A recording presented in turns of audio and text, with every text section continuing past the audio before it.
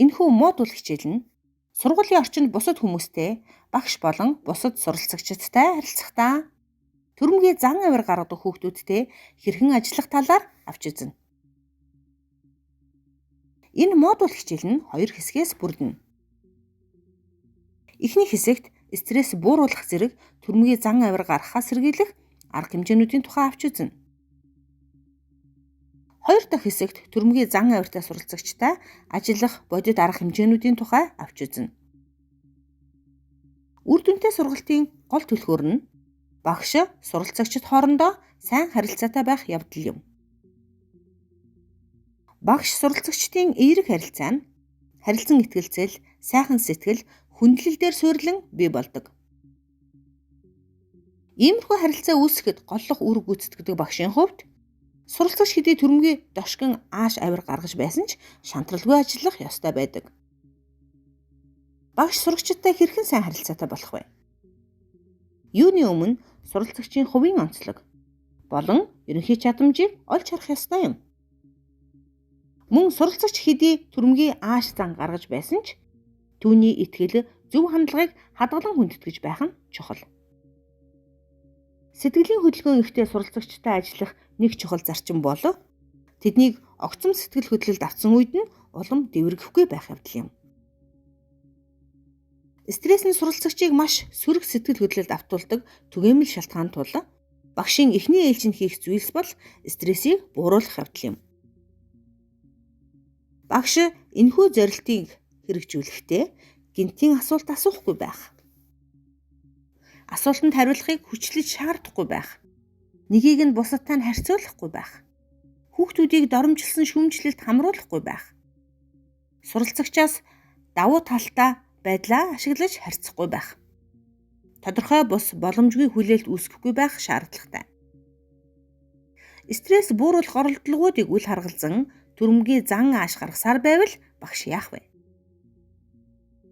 Залруулах ямар нэг үйлдэл хийхээсээ урьдаар багш суралцагчийн болон өөрийн аюулгүй байдлыг хангах ёстой юм. Үүний зэрэгцээ багш суралцагчийг хүндлэхэн болж бий болгосон сайн харилцаагаа таслаж болохгүй. Одоо төрөмгийн зан авир гаргаж байгаа тохиолдолд авах арга хэмжээнүүдийг авч үзье. Энэ нь 7 алхмаас бүрдэнэ. Эхний алхам нь суралцагчийн гаргаж буй төрөмгийн зан авирын хариуд гаргаж буй өөрийн мэдрэмжийг хянах явдал юм. Энэ алхмыг зөв хийх урдч нөхцөл нь өөрийн сэтгэл хөдлөлийг аль болох түргэн хянах явдал юм. Нэгэнт өөрт төрсэн сэтгэл хөдлөлийг илэрхийлсэний дараа хянах нь ямар ч тус нэмэргүй. Иймээс суралцагч төрөмгийн авир гаргасны дараа дотор минь юу болж байна? Ямар бодол мэдрэмж төрж байна? Би ямар мэдрэмжтэй тэмцэх ёстой билээ гэх асуултанд өөртөө үнэн сэтгэлээсээ хариулахыг хичээх хэрэгтэй. Хоёр дахь алхам бол төрөмгийн үйлдэл нь хурцдмал байдалд хүрэхээс сэргийлэх явдал юм. Багш хүч хэрэглэх, өшөө авах, эрх мэдлээ ашиглах хүслээ заавал дарах ёстой. Хэдийгээр төрөмгийллийн эсрэг байгалийн хариу үйлдэл нь төрөмгийлэл байдаг хэдий ч үүнийг зогсоох хэрэгтэй. Чамд би үзүүлээд өгнө гэх мэт хүч хэрэглэсэн өнгө аястай үйлдэл гаргаж болохгүй. Энэ бол маш хүчтэй өрх бөгөөд учир зүг нь олох ёстой гэдэгтээ өөрийгөө итгүүлэх хэрэгтэй. Ингэж төрөмгийн аашилснараа энэ сурагч надад юу хэлэх гээд байна вэ гэсэн асуултыг өөрөөсөө асуугаад үзээрэй. Өшөө авах хүсэлд автах аюулаас ангижирсан тохиолдолд багш 3 дугаар алхам руу шилжиж болно. Энэ нь сэтгэл хөдлөлийн гинтийн эргэлт хийх явдал юм. Хэдий багш нар арга мөхсдөн уурлах гэх мэт сэтгэл хөдлөлд автсан ч гэлээ эдгээр мэдрэмжээ өөрт нь төрсэн мэдрэмж биш мэтээр үлдэн хөөх ёстой байдаг. Иймэрхүү мэдрэмж суралцагчаас үүдэн бий болж байгаа бөгөөд тухайн хүний мэдээлэл болохоос багшийнх биш юм. 4 дахь алхам бол сурагчийн гаргасан төрөмгийн зан авирт нуугдж буй мэдээллийг унших явдал юм. Багшид учирч буй уур бухимдал, арга мөхсдсөн байдал нь суралцагчийн мөгөн тийм байдлаас үүдэн бий болж байгаа юм. Учир нь сурагч өөрт нь төрж буй тавгүй мэдрэмжээ хадгалж давж гарч чадахгүй байгаа учраас түрэмгий аашлах байдлаар түүнийг уудлан гаргаж байдаг. Ингэснээр түр тайлгарах боломжтой болдог байж болох юм. 5 дахь алхам бол сониуч занг нэмэгдүүлэх болон жагсаалтанд буй мэдээллийн тухай судалгаа хийх явдал юм. Дараах асуултуудад багш өөртөө хариулт олох ёстой. Суралцагч юуны тухай ярьж байна вэ? Түүнд юу хэрэгтэй байна вэ? Ямар зорилгоор сурагч ийм түрэмгий аш гаргаад байна вэ гэх мэт. Багш хүн сурагчийн зан авираар дамжуулан юу илэрхийлэх гээд байгааг чин сэтгэлээсээ санаа тавьж учрыг олохыг хичээх ёстой. 6 дахь алхам бол үр дүнгүй, хуурамч шийдлүүдээс нэг мөр ангижрах явдал юм. Багш хүн сурагчийн зан авирын учир шалтгааныг анхаарч мэдсэн тохиолдолд түүнийг анзаараагүй дүр эсгэхгүй. Хэрэв асуудлыг анзаарсан мөртлөө тоохгүй байгаа бол тун идэвхгүй арчаагүй багш гэсэн үг бөгөөд энэ байдал нь сурагчийн түрэмгий зан авирыг цаашид даамжрахад улам том түлхэц болж байдаг. Сурагчийн сэтгэл хөдлөл гал мэт дүрлцэх дээрээ тулсан үед багш түүнтэй ярилцах гэсний хэрэггүй.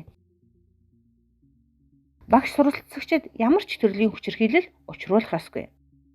Багш хүн сэтгэл зүйн, үгэн, сэтгэл хөдлөлөөс үүдэлтэй түрэмгий зан гаргахыг ямагт төвчих ёстой.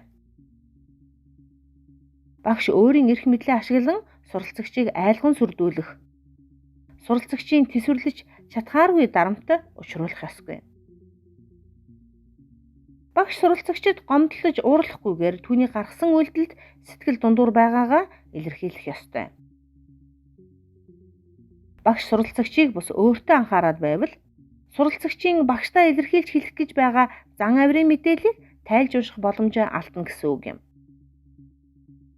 Сүүлийн 7 дахь алхам бол конструктив алхам тул боловсролын үр дүнтэй шийдлүүдийг авч үздэг. Багш өмнөх 6 алхамыг ягшлан мөрдсөн бол энэ алхамыг ч бас амжилттай хэрэгжүүлж чадна. 1. Тухайн суралцагчийн түрэмгий байдал бусдад замнал хийлэл болж байвал багш түүнийг шууд ангиас гаргаж тайвшруулах ёстой. Ингээд 1-р тухайн суралцагчийн сэтгэл хөдлөл намдаж тайвширсан үед л багш түүнийг хүндэлсэн өнгө аясаар ярилцах хэрэгтэй юм. 2-р багш дараах жишээнүүдийг ашиглан суралцагчийн уур уцаарыг намдааж болно. Би чамайг зарим шалтгааны улмаас хэцүү үедээ нүүр тулж буг ойлгож байна. Энэ талаар чамтай дуртай ярилцмаар байна. Гэхдээ одоо чи надад болон бусаддаа хичээлээ хийх боломжийг олох нь чухал байна.